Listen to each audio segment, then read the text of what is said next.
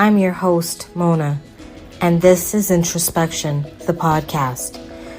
It is my belief that self-love is the key, and that we as a society have been conditioned.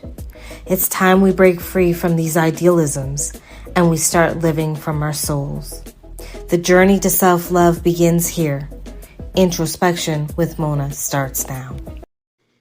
Welcome to Introspection with Mona. Today we will discuss how self-absorbed we are as a society and how holding people in the highest regard, in my opinion, that they didn't do anything to get them there. I'm sure some of you have read the blog this week, and I am sure it left some of you with questioning the state of our world and our society. And what is our true value of being? Before we get started with our guest today, we'd like to hear from you to share your thoughts and feelings at leadonwithlove.com. You can message us on one of our social media platforms at leadonwithlove. With us today is Rashani. Welcome, Rashani. Hi, I'm so happy to be here. Thank you for being our guest and sharing your opinion with us today. Can you tell us a little bit about yourself and your own personal journey? Sure. So my name's Rashani. I've been practicing angel Reiki for about nearly 20 years. And for the past 15 years, I've been performing past life regressions to help people heal their current lives based on healing their past lives or the trauma that they faced in their past lives.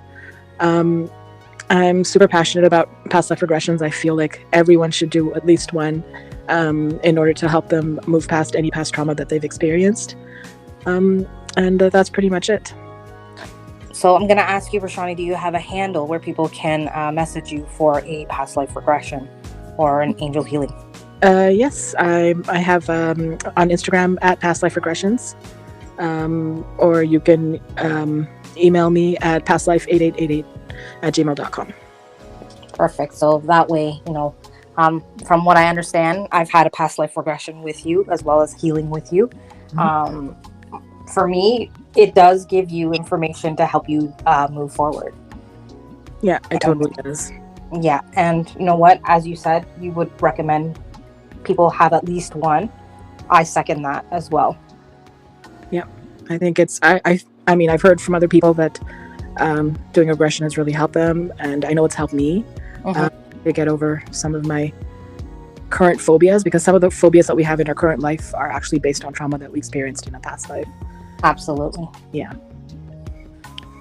Well, let's just dive in here. Mm-hmm. And I am going to ask you, what were your thoughts on the blog? Well, I totally agree with everything you've said. I think that so many of us are so self-centered and focused on our own problems that we fail to see those that are hurting around us. And we fail to understand that sometimes when people lash out at us, it's not because of anything that we did, it's because of pain that they're currently going through. And if instead of immediately jumping into a reaction of anger towards those people that act that way to us, and instead be compassionate towards them and understanding that maybe they're going through something, the world would be a much better place, and we'd be so much more caring and loving towards each other if we just took a step back and basically think a little bit about the other person instead of thinking just about ourselves and our immediate gratification. Yeah, I totally agree with that. I think because of the way that we've been conditioned, and more so than ever, I see this now, is that we are conditioned to be all about me. So we live in the me society rather than an us society. Exactly. And so many of us are out there chasing the dollar, but I think if we learn to help each other first, all that abundance would come naturally after. And if everyone is doing well, it's so much better than just a few of us doing well. I agree with that. I agree 110%, because there is enough for everybody. Exactly. Right? We're not in lack of anything. We have an abundance of everything. I think that's what so many people fail to realize, that it doesn't have to be an us versus them mentality.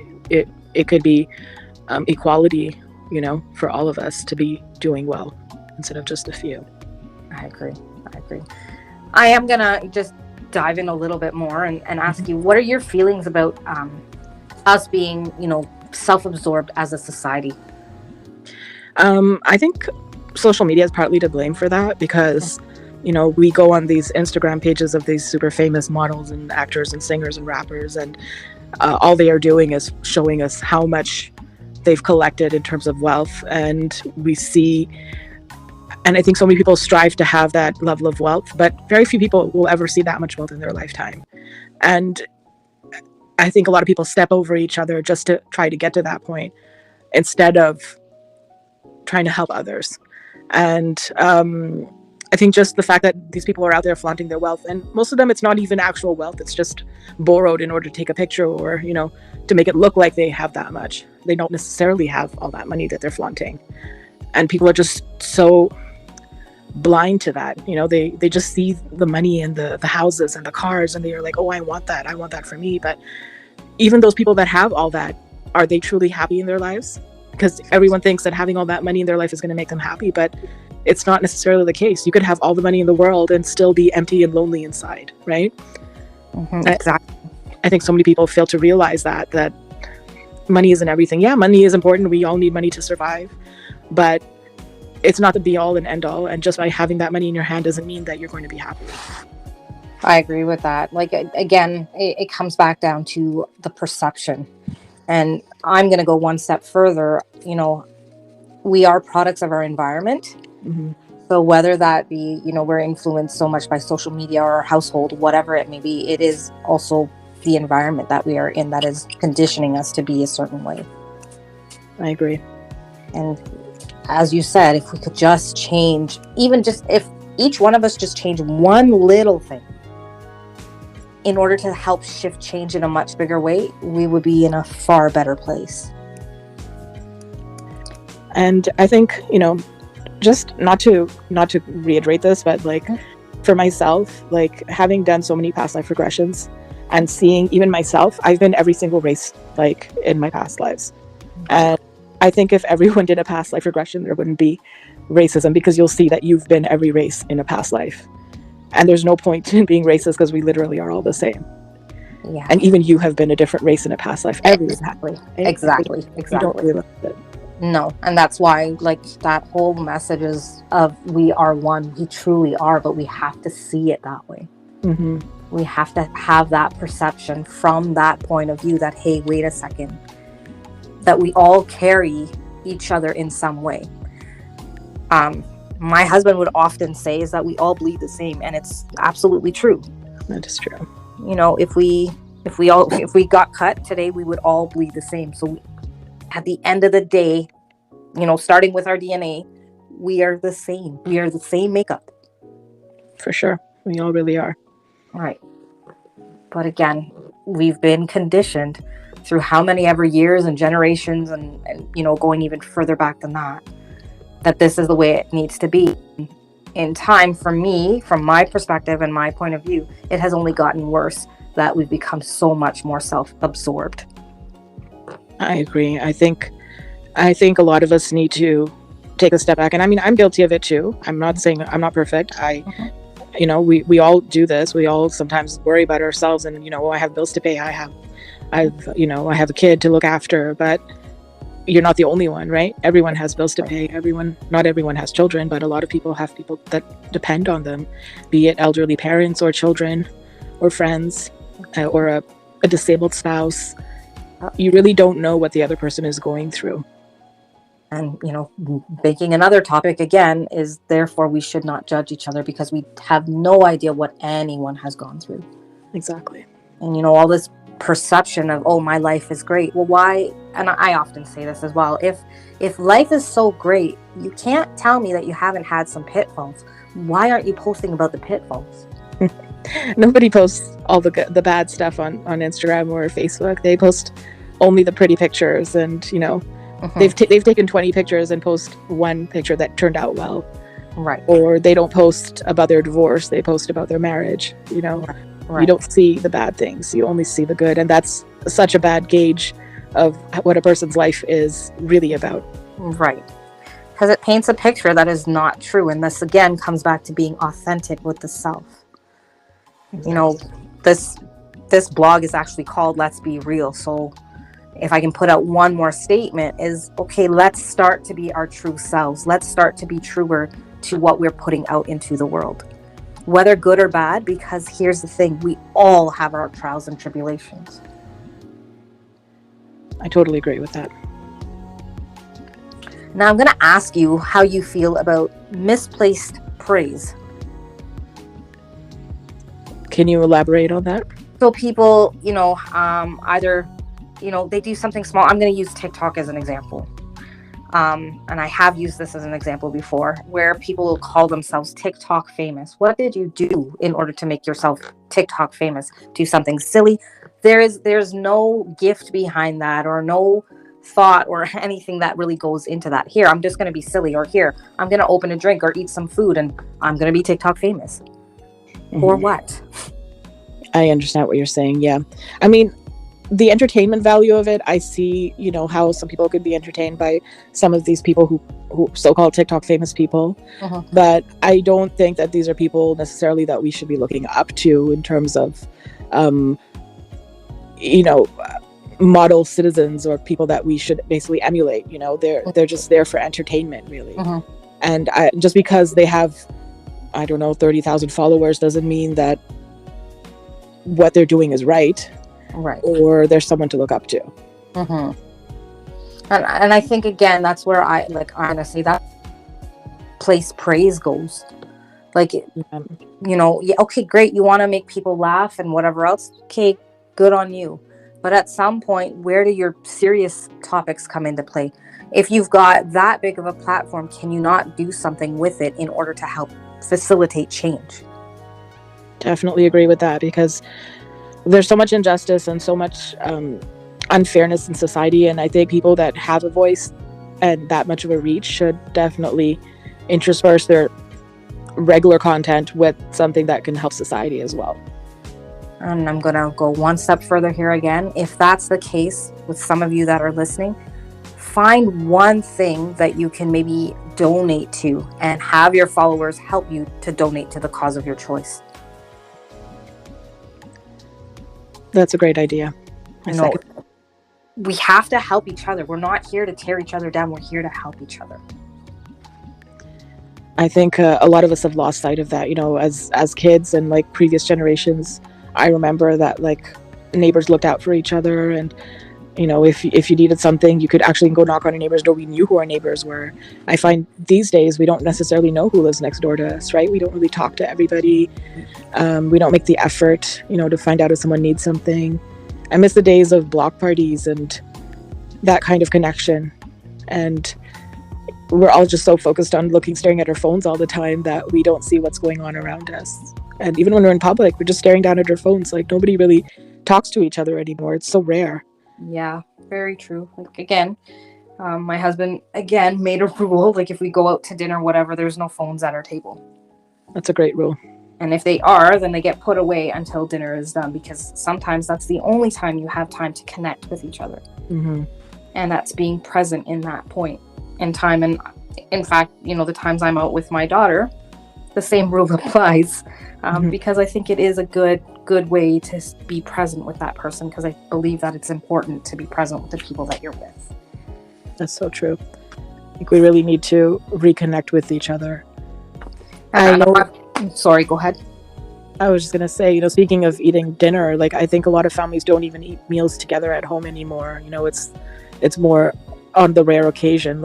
I try to make it a point to sit down as a family and have dinner mm-hmm. as many times as possible every week, but it's not always possible. But I think it's so important to sit down together as a family and eat meals together. Yeah. I actually know of a family that doesn't eat together even at the holidays. Oh, so wow. The kids are off in their room or wherever, and the parents are just doing their own thing. And I'm like, what's the point of having a family? You don't do anything. And I think truly, I think we all really need to just get back down to basics. We've lost sight of what's really important. I agree. Totally agree with that. And again, I guess that's a topic for another day, is to try to, bring awareness, because the whole point of these podcasts is to maybe just make a light bulb go off in our heads for just even a brief moment, that it's created us to ponder a thought for a minute and question ourselves, can we do something different? Or what can we do different? Here's one thing I'm going to change today, and I'm going to stick with it for however long. But that's really all this is about, is to bring about change. It's not about pointing fingers at anyone. It's just, what can we do differently to better our society as a whole? Because we're all part of this. We're all part of a greater plan, and we are completely one. So we need to rise together. I'll just say something that I did that helped me a lot was I unfollowed celebrities on Instagram. So anyone that's out there flashing money, jewelry, all that stuff, I just unfollow them. The only people I follow on Instagram are really people that I know, and the occasional cooking page, or someone, a comedian, stuff like that. But really, I've limited it, because it also is a time suck, right? You're stuck on Instagram with watching people's stories, scrolling through, and you're losing time that could be spent doing something better. And I feel like that's helped me so much by just removing that energy from my life, because I felt like there's that tinge of jealousy that comes up sometimes when you see people flashing all that money or whatever, and it's like, oh, I don't have that, but then do I really want it, or do I really need it? No. And I'm like, it doesn't help my life in any way to have that, to be seeing that on a daily basis. So I said it's better just to cut it out, and it's really helped for me personally. Well, that's a great tip. Maybe that's a start for some people to do that. It is a great tip. And you're absolutely right. Like, I'll go one step further again with celebrities. I find that especially the younger generation now, they are striving to be like the celebrities, have all the stuff like the celebrities. But really and truly, all of these celebrities have all this stuff. I don't think that they feel completely whole. All they're holding on to is the stuff. If the stuff disappears tomorrow, what do you have left? And if they lost that stuff tomorrow, would they still be a celebrity? Probably not. Right? Right. Fame is fleeting. It's not forever. Exactly. As are looks. Exactly. What's the old saying? It's here's your 15 minutes of fame. Exactly. Right? Yeah. That's literally what it is. It's in a blink of an eye and it's gone. So, and I'm going to use the word impermanence because it's one of my favorite words. Impermanence. Nothing stays the same. We're always in flux. So the good will not stay good forever, and the bad won't stay bad forever, what we perceive as bad or negative. That's so true. Yeah, so we're always in a state of flux. Just know that if things are not great today, that doesn't mean it won't be great tomorrow. That's an excellent point. And change is honestly instantaneously. It just takes one step in a different direction than what you're used to in order to create change. And change is good. People think change is bad, but it's not necessarily bad. Change, in my opinion, every time there's been a change in my life, it's always ended up becoming something good at the end. Yeah, we tend to resist change as a society because, it's the uncertainty. But I agree with you. I do believe change is good. For me, I kind of go more with the flow. Even if I don't like something, I'm just going to go with the flow because this is wherever I'm supposed to be or what I'm supposed to be doing. I'm in the right place right now because this is where I'm supposed to be. Exactly. Any final words or thoughts, Roshani, before we wrap this up? I think just, appreciate what you have and look around and appreciate what you have and be grateful for everything that you have, because by being grateful, you attract more, if that's what you want. Agreed. I want to thank you again for being here with us tonight and giving us another viewpoint to ponder and to inspire change. We'd like to hear from you about today's podcast. Leave a message. Let us know your thoughts and feelings. You can reach us at leadonwithlove.com, or you can find us on our social media platforms at leadonwithlove.com on TikTok, Instagram, and Facebook. Thanks for tuning in to Introspection with Mona. Until next time, peace, love, and blessings to you and the world that surrounds you.